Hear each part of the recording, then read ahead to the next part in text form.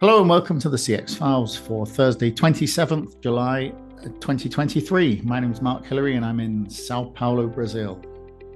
And I'm Peter Ryan in Montreal. Mark, great to see you. And we have got an amazing guest today. Why don't you introduce who that individual is? Well, he's an old friend of ours, and I think he was on here about 4 months ago. So it's actually a very fast return visit, which we don't normally do. But he's actually in a completely new role with a different focus. So I thought it was worth getting him back. And it's Alistair Niederer, who has been in a number of senior roles across the BPO industry for many years now.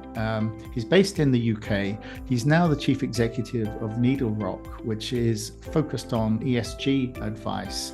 And he just produced a white paper, which is what I called to ask him about, focused on how is ESG really being adopted by the CX industry? And just in case you're not following all of the acronyms, this is really focused on the environmental, social, and corporate governance, which is what we used to sort of call corporate social responsibility, or all those good things that they tell you that the company is doing. But ESG has really come to the forefront now because it seems that many customers are asking brands about their ESG strategy. Certainly, we've seen that in industries like fashion, where people are no longer sort of accepting they can get a $2 t-shirt that's come all the way from Vietnam. But we're also seeing employees asking companies before they join, what is your strategy? What are you doing beyond just making money? And it's also become important to investors. They're actually asking companies before we invest in you, what is your ESG strategy? So it's actually now becoming much more than it used to be, where we used to see the annual report and the chief executive talking about all the good things they're doing in the environment and the community. Now it's actually becoming a real boardroom issue. So Alistair's really sort of looking at how this affects the CX industry. Yeah, no, and I think that Alistair brings a dose of reality, having been in very senior level roles around the world, having been involved with a lot of publicly traded organizations. He understands that when it comes to ESG, rubber is really hitting the road right now. There is an expectation amongst investors, as you say, as well as clients and employees of companies that might be looking to work with or work for a BPO. At the end of the day, he's put together an amazing white paper, an amazing document about what ESG means, and it's well worth a read. And I think that clearly what's happening today is that if you are a retailer and you are struggling to explain to your customers how are you delivering on ESG expectations, then clearly you're going to be looking at your entire supply chain. Your retail brand depends on all the companies that you also hire in to perform services for you. So, the first thing you're going to say before hiring a customer service specialist is, what is your ESG strategy? Because we can't hire you unless there's something clearly taking place, because that's what our customers are asking us about. Oh, very much so. And it's a big thing for employee retention as well. I saw a statistic the other day indicating that, especially with people 30 and under, that the likelihood of them going to apply for an organization that didn't have a properly well thought out ESG strategy, or even staying in a role when they found out that the firm didn't hold the same values as them, is minimal. It's going to be a big deal when it comes to the CX industry, especially around agent churn. And nobody should underestimate the fact that this is not a flash in the pan ESG. And I agree with you. It's had different names and different monikers over the years, but the reality is it is structural. It is very systematic in terms of how work is being done right now. And to my mind, any organization that doesn't get behind ESG and bring this in to the broader overall direction of their CX firm is really going to face some challenges. But Mark, before we go to the interview with Alistair, I do need to ask one question. Did you, by any chance, discuss his favorite New Zealand band from the 1980s, the Mockers? No, not this time. We have to bring him back on the pod again. We'll have to do that. Yeah, definitely. Well, Alistair's always welcome to come back. And, maybe it would be good to get him back to talk about implementation of this, the advice in the white paper. Because I think that what's interesting is it was only a year ago when we had Neo Group talking ESG on the podcast, and one of the interesting things about the research they did was that they also looked at the BPO and CX industry, and they really found some negative results. They found that everybody's talking about it, but very, very few had actually been delivering on this. It was like, they're quite happy to shout about doing something for the environment, but then if you ask for real evidence of what's been done, it's much harder to find. And so I think that, now having Alistair sort of focusing his attention 100% on this, with his experience in CX, I think that, we really should have a champion for the industry. Indeed. Well, let's go right to the interview with Alistair Niederer.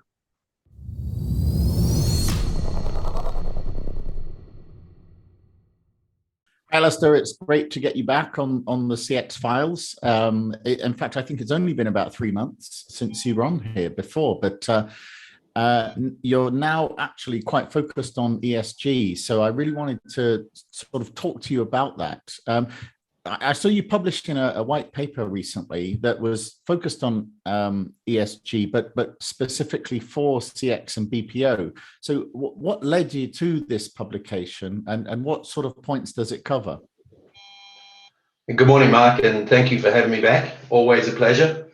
Yes, I've spent about 8 months immersed in understanding ESG, what it is, and how it's applicable to the business that I know and understand. And, that took a lot of, head scratching and positioning to understand the significance of this thing, which kind of appears to me to be the second biggest thing that we hear about behind AI. And so as you dig deeper, you realize it is a massive, a growth from the corporate social responsibility days.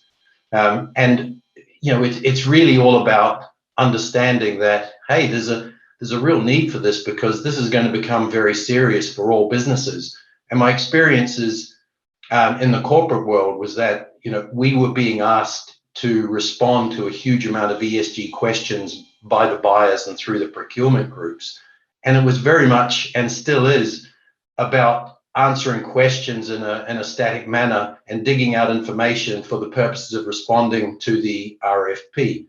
So when I put the pieces together, I understood that, unlike the mining industry or other businesses, that the service business is the same as any other business, that the requirements of governments is going to be that ESG reporting and disclosure will be mandatory, not only for listed companies, for all companies. So I saw a huge opportunity to move in and help service business to say, let's firstly understand this thing. Let's understand what's material in our business, and let's look at what is our current maturity in what we're doing. Because what I discovered was that, if you look across the environmental, social, and governance aspects, the social sustainability part of the business and the governance is already being covered.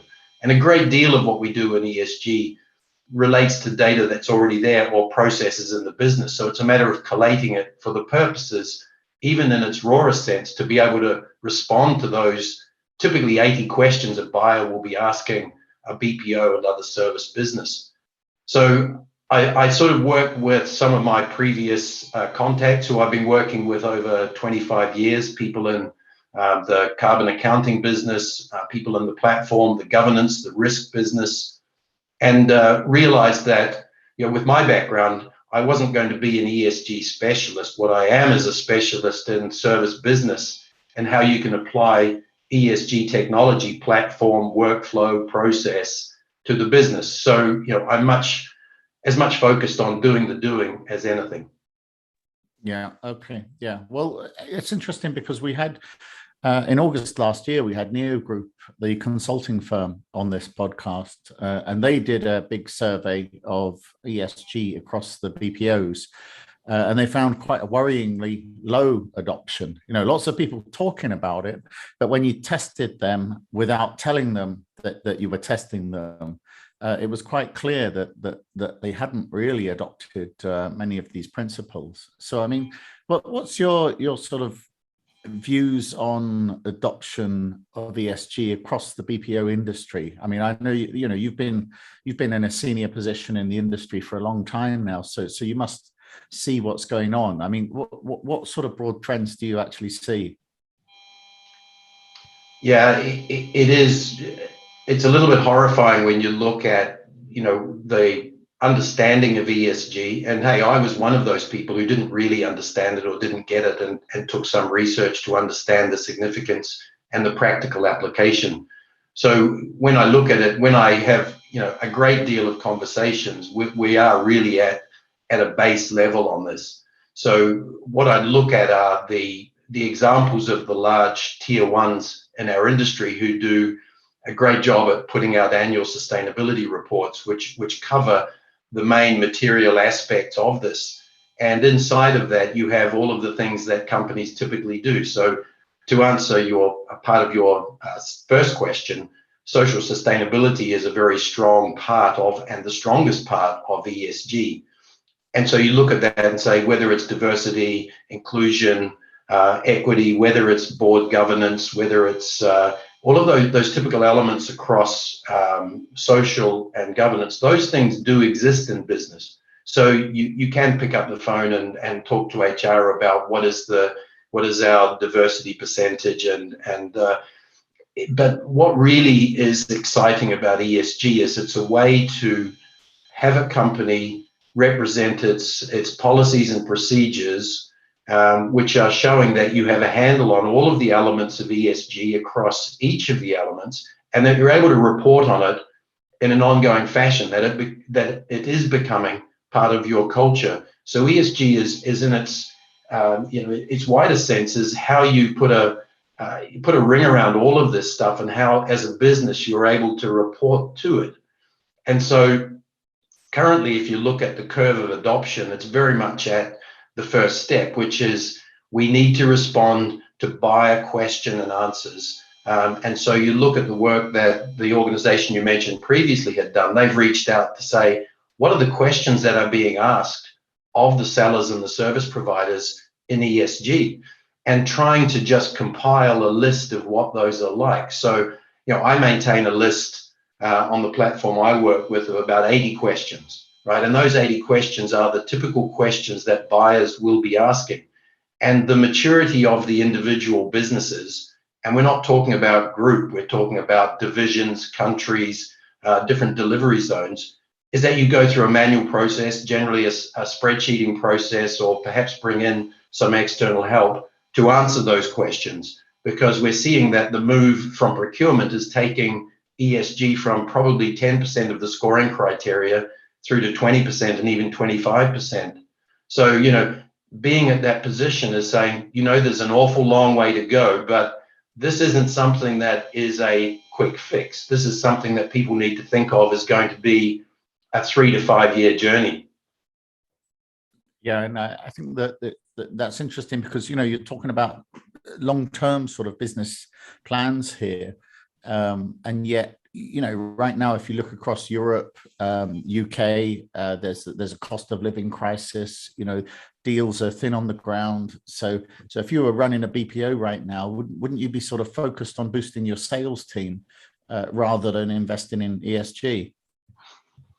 Yeah, it's a great question, because if you don't have ESG, you won't need a sales team, because, as the requirements of the European organizations kicks in, and the listed companies in Europe, for example, as a buyer of your services, won't deal with you if you don't have a view on what is your carbon footprint, for example, with a scientific based measurement, and with your plans to reduce your carbon footprint and to move to net zero. So, you can do all the selling you like, but ESG will and is becoming very mandatory.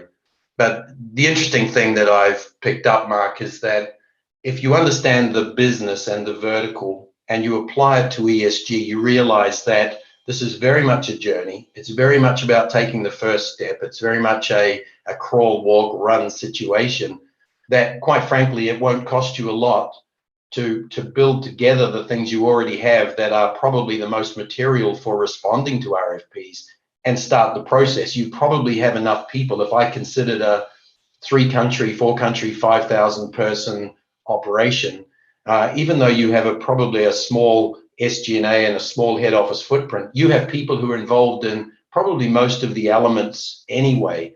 So what that means is you need to look at putting in place a simple workforce and process tool, which is dynamically picking up the data automatically, and adding to that what you need from people who are already engaged in each of the elements, and pulling that into a reporting tool that then can make disclosures based on whatever standards you're chasing. But you're not going to have to do an awful lot, right? You're just going to have to define responsibilities, objectives, targets. So it becomes very much a leadership issue to say, I get it. Okay, well, let's get on this ESG journey, but let's start on the bottom rung, but let's have a plan of where we want to be in 3 years. Yeah, and you probably answered my next question, but I was going to contrast B2C with B2B, because if we look at the B2C environment, then clearly there's a lot of consumer pressure. People are concerned about where their Nike shoes are made. People are concerned about how Shein can sell such cheap clothes. So consumers are sort of putting pressure on brands from that angle. But does this also apply then for B2B as well? So if you're selling CX services, you've got to be able to prove your ESG credentials before you can even bid on an RFP. Yeah, it's a good point. And if you're looking at things like companies making jeans and dyeing those jeans and releasing the dyes into the rivers, for example, environmental is obviously very strong. Social is very strong in terms of your labor practices, right? And that exists everywhere, which is really quite important. And governance. So all of those things are actually conspiring to be, good corporate citizens, and good, and you're looking after people and planet, and you're responsible with the profits that you're making. So it all sits into this one ecosystem. But I think it's just as applicable, because what is occurring is that the buying community, you will be demanding that you are showing those evidenced credentials of your ESG strategy, right? And that is non-negotiable. So regardless, your ESG, your scope 1 and scope 2, if you use a term in the environmental stage, is somebody else's scope 2 and scope 3. So it is all about the value chain or the supply chain. And you are seeing that companies already are not only saying that 20 to 25% of their selection criteria for a vendor is in place, and that's whether you're listed or non-listed, but they're also then saying that you must be providing the right credentials in certain areas. Now, a BPO and a business service company isn't mandated to the disclosure levels that others might be, but you can be sure that the company that you're going to be working for, whether it's Nike shoes or Levi jeans or whatever it is, they certainly are. Yeah. And you're talking there about the different aspects of ESG, the E and the S and the G, so the corporate governance, the environment, the social aspect. And we already see that most BPOs place a lot of focus on employee engagement, because, ultimately, if everybody is just checking in and punching the clock and they're not really bothered about being at work, then they're not really going to deliver a great customer experience. So there's already a sort of focus on the employees, but are there other areas where you think the BPOs are less focused? Yeah, I think that, even from personal experience, the work that BPOs do across the world in terms of caring for and looking after their employees, being involved in impact sourcing, which is, super powerful, super strong. You look at the factors that, the BPOs, for the last 40 years, they understand that, their happy employees, make happy customers, and they get it. And, I think there's a lot of heart in the BPO business and the business service market, where they are wanting to care for their employees because they are dealing and working directly with your customers. So you need to have that smile on the phone when people are attending to your issues. And so I think that is really, really strong. But What I think is more important is what is happening around transparency. So these things are measurable, right? So you can understand what people are doing with their profits. You can understand the programs that people have in their labor practices and their employee practices, and that they've got governance which makes sure that they're not doing bad things, right? And so you look at companies who are providing charity services because they're helping the families of those people who are in low-cost environments. Let's face it, right? People are looking at the labor workforces across the globe who can help with solutions that are lower cost, which means you can give better service to your customers. But you just need to be caring for the fact that it's not just for the purposes of good business and lower cost, that companies are really caring for the customers, and plenty do. But let's make sure we document it. It's clear. It's part of your ESG strategy, and particularly your social sustainability. Yeah, and I was going to ask you if you think that transparency is really maybe at the core of this. Like the key thing here is that we just don't see what's going on inside these big companies. Yeah, I think the thing that's really been interesting is, the great work the tier ones are doing by putting together annual sustainability reports. You look at that and say, well, that's great. And, some of them break it down by country, but, you've got the thing about the transparency is it's right down to a country, to a division, to an operating entity level. So, you're equally looking at what you're doing in the US and in Denver as you are looking at what's happening in your contact center and your work from home program in Cape Town, for example. So, you do need to be across the entire spectrum of your business.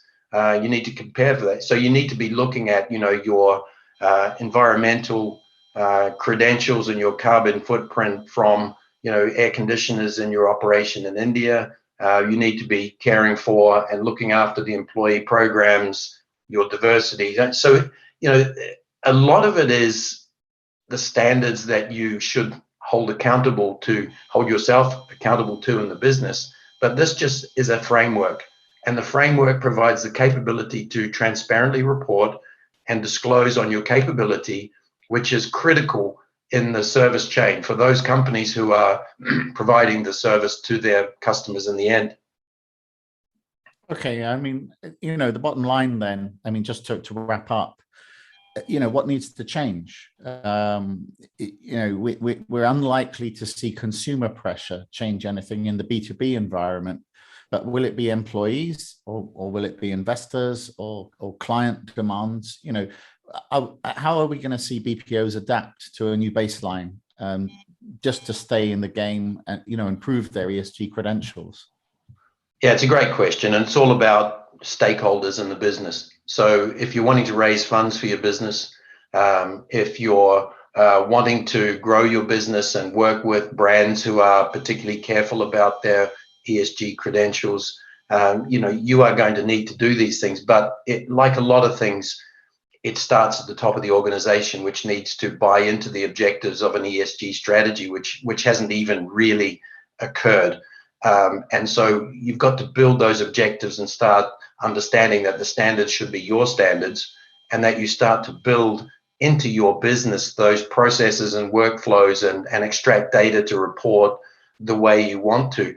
And I think it's all available and capable. And I draw the parallel to Chat GPT and AI, that first of all requires understanding. What is this really all about, and what is the impact on my business, and what should I be looking for? What is material in this discussion?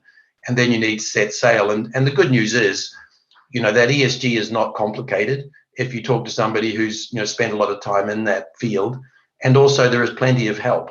And it's not one of those things that necessarily is a big expensive monster. It is an iterative process. And and my real lesson to everybody is, you just have to start, understand it, talk to people, work with the right organizations, bring your stakeholders into where you're trying to head, get their views, and wrap them into your workflows and your processes. And then, transparency will be easy.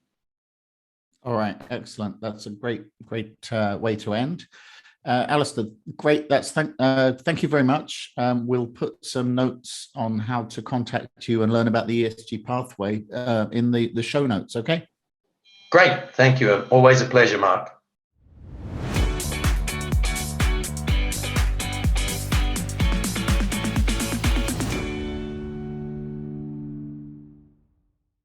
Thanks for listening to the CX Files podcast. We really appreciate your feedback and suggestions. You can reach myself, Mark Hillary, or Peter Ryan via LinkedIn. Please also leave a rating or review on your favourite podcast provider, as that helps more people to find us. As always, we'd like to thank Chris Haig at Traction Media for the CX Files graphics. See you next week.